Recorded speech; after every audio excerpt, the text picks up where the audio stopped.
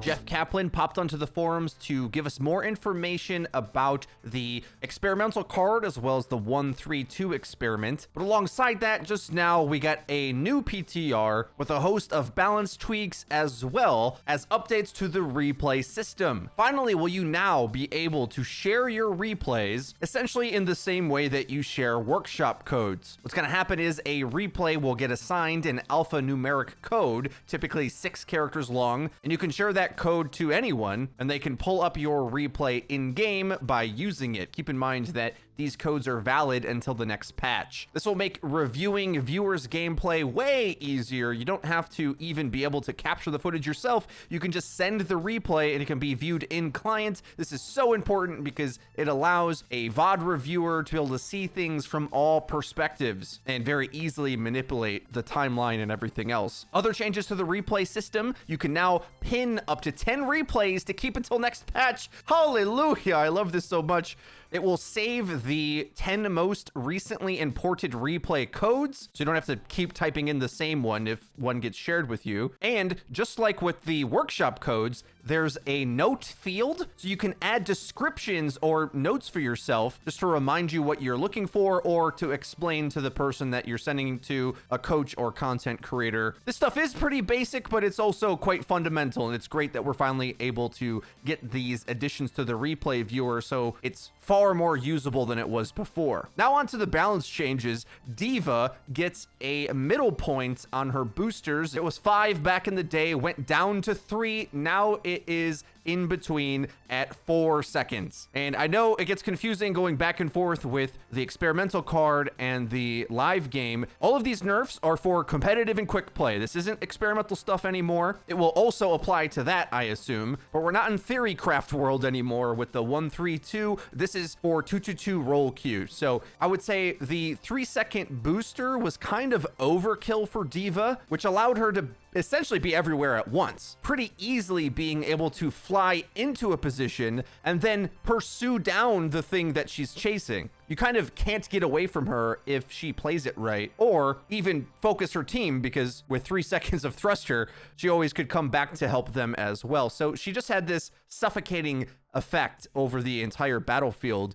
Does 4 seconds change that instead of 3? It'll be interesting to see. In the top meta right now, flanking against the Deathball comp was very effective. D.Va, of course, has a chance to shut that down, but now it's a little bit weaker. More likely what's going to happen is if D.Va's place falters at all, Orisa would probably come up to be the next choice off tank, as we've already seen. The best comps right now are Rein or D.Va, or Rein or Orisa still is pretty good. And the more inflexible you make D.Va, the more you could just say, well, if she can't fly around constantly, maybe she should just not be able to be moved and have halt. Likely that's how it'll work at the highest tiers, but for the majority of Overwatch players, I think the thing you'll notice about D.Va's nerf is that she'll finally feel more punishable again, where if she ever gets out of position, that extra second might be enough to actually be able to demech her, whereas the old value I think was more forgiving and allowed her to go in aggro and then run out before you really had a chance to respond. Next nerf is to Mei. Her ice wall cooldown has been increased from 10 seconds to 13. And this next one is a huge change. Player collision now allows large heroes to fit through 1 pillar gaps. Totally massive change. This means if you break a singular pillar, your tank can finally escape. So important that there's a chance that that change alone flips this whole Mei meta on its head. Reason being, if you can't guarantee that play where you wall off the tank, run at them while their team struggles to regroup with them, then Mei's large weakness of having inferior range and just sort of being a brawly, sustainable character can finally come through. She really needed that play to work to then be dominant, and if it doesn't work, I think there's a good chance where you can just avoid Mei, and her lack of damage may finally reveal itself. Up to this point, it didn't matter too much because with focus fire and freeze and a good wall every time, her unimpressive damage never came into effect. But now that there's an extra 3 seconds on her wall cooldown, which as we showed in the Mei problem video, the cooldown starts immediately after you use it, but the uptime's a bit deceiving because it used to allow you to really only have a 5-second cooldown on wall if you placed it correctly and didn't have to cancel it, because you would place it down, it would last for about 5 seconds, so there really was only another 5-second gap until you had your next wall. Now that very key period is going to go up to 8 seconds. So at best, you'll have an 8-second window before you can place your next wall. So with the reliability of isolating a tank, as well as the economy of the whole thing, of how many times you're even able to do it in a team fight, and the windows of opportunity for you to make that play, having longer gaps in between, all the while the enemy can be stressing a ranged advantage or getting an off angle on you. Mei's got some serious weaknesses now, but of course,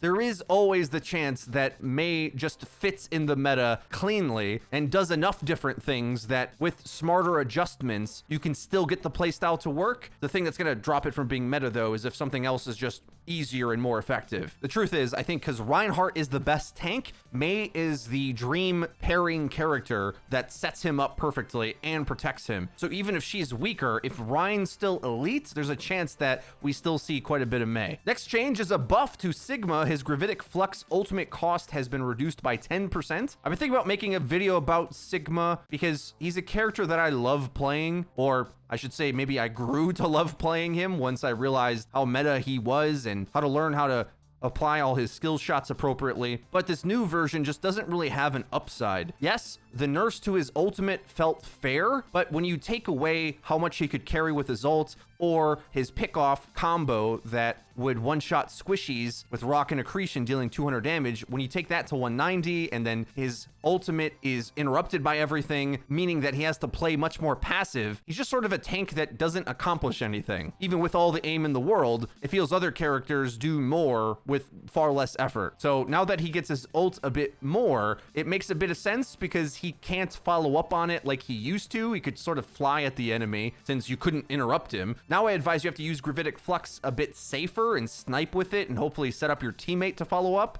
That's just harder to do, obviously. Personally, I think they should revert the accretion combo, and if they don't, I just assume that there's so many other tank options that are effective now. Without that skill shot snipe power, I don't know why you need Sigma ever. Last change was to Soldier 76. His Helix rockets catch a buff, getting their cooldown reduced from 8 seconds down to 6. Super important. Helix rocket is Soldier's pick-off ability because he can combo it by surprising his opponent, coming off a flanking angle, peppering in some damage, comboing with the Helix, or using it for splash damage to get a reliable finisher. This is his best ability. Having a hit scan is great, but the burst of damage in Overwatch is what really matters, right? Otherwise, you're just peppering in damage that can get healed easily. This is pretty nice, and I already thought Soldier was quite the underrated pick just for how stable he was. One of those heroes that often won't lose you the game, but doesn't win too hard either. But with some of the sniper characters getting reined in a bit, him being just a reliable damage guy was pretty good. And especially when you compare to Storm Arrow getting nerfed to oblivion, Helix's every 6 seconds is pretty legit. I think Soldier's quite the underrated ranked character, so this just raises his stock even more. Keep in mind as well that D.Va got a nerf, and that was one of Soldier's weaker matchups. He's not going to define the meta until he becomes OP,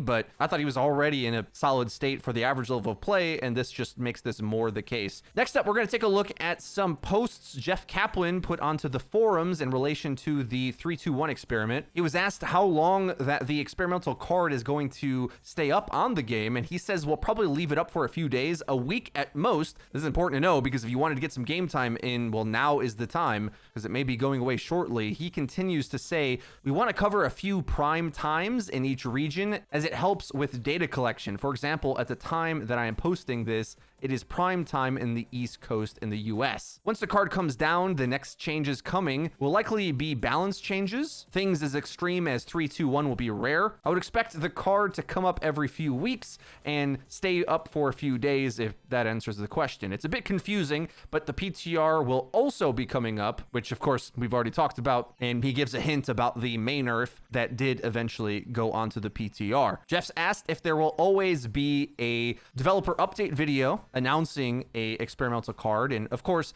as he's already explained, most of the time it won't be a big thing. It'll just be balance changes, and in that case, no, there wouldn't be a developer update for that, but he confirms it by saying this: mostly the card will just appear with little to no warning, and you won't get a developer update normally. And the last comment is talking about reviewing the mode of triple damage roll queue. I've got way more to say to this. I'm going to put it in a separate video. I've been grinding the mode to really learn what's in it for myself and what we can learn about it. You can expect that in an upcoming video. But here, Jeff gives some of his thoughts and perceptions of what the community thinks of the mode, responding to this comment that says, "I love playing tank again. You brought the power fantasy aspect back. I can't go back to 2-2 as a tank." And Jeff replies in saying, "I'm glad you enjoyed it. The feedback is really polarizing. Seems mostly negative to me so far, but that's anecdotal. For what it's worth, queue times are amazing. On average, less than 3 minutes. Damage queue times are currently 1 minute, and 1.5 minutes in Korea, our most impacted region. But we'll see how it settles. I'm not expecting this to go live,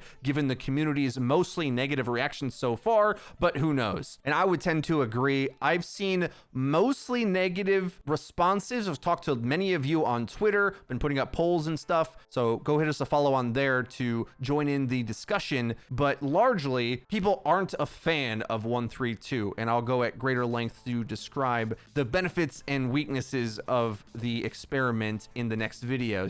But I gotta go make that thing, so I'll have to talk to you guys next time. If you enjoyed this video, be sure to leave it a like. It really does help us out, lets us know that you're enjoying the content. And if you haven't already, please subscribe and hit the bell icon to actually get notified when our videos go live. Linked in the description is our Twitter, where you can follow us and discuss the wacky experiments Jeff puts us through on the experimental card. That's been it for me. I've been Frito for your Overwatch. We'll see you guys next time.